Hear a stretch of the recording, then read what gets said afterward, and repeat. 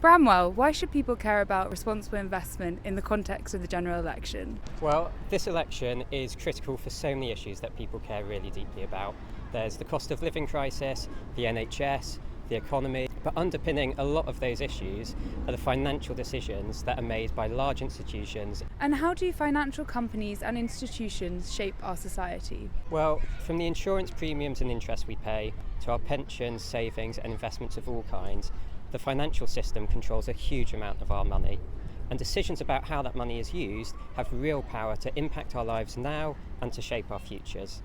That's why it's so important at this election that the next government ensures the financial system is really working to tackle the issues we face. And what steps should the next government take to build a financial system that better serves us all? So here at Share Action, we've set out our own manifesto for the next government, which outlines some of those steps they can take.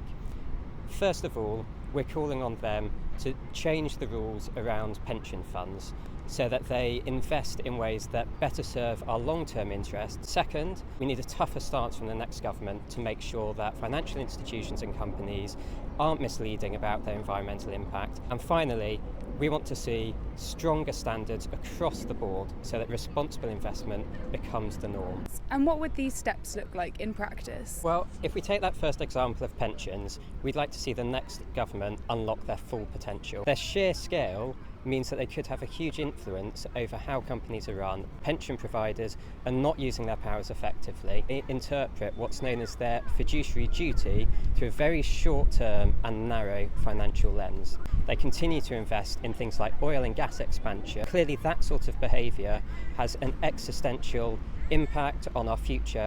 So we'd like the law to be reformed to clarify the rules for pension trustees. And does Share Action have a final message for the next government? This election is a real crossroads. Whoever wins the next election, we're going to be calling on parties across the House to cooperate during the next Parliament and really work together to deliver the long-term stability we all deserve.